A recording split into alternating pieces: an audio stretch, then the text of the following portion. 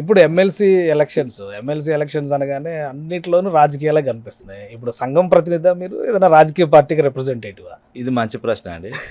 ఎందుకంటే నేను తప్ప మిగతా అభ్యర్థులు అందరూ కూడా ఏదో ఒక పొలిటికల్ ఆర్గనైజేషన్ నుంచి వస్తూ ఉన్నారు.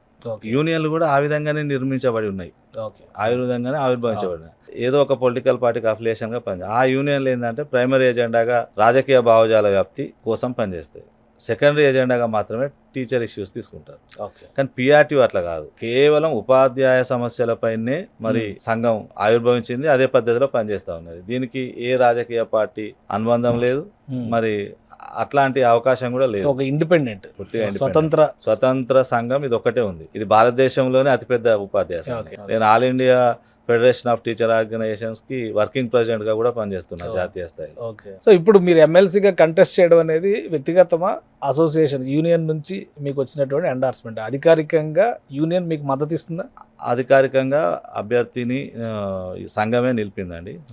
ఇది సంఘం మ్యాండేట్ అనేది. అంటే నల్గొండ, వరంగల్, ఖమ్మం జిల్లాల అభ్యర్థిగా పిఆర్టీయూ ప్రతినిధిగా మీరు నిలబడుతున్నారు. పిఆర్టీయూ టీఎస్ ప్రతినిధిగానే నాకు సంఘం అవకాశం ఇచ్చింది.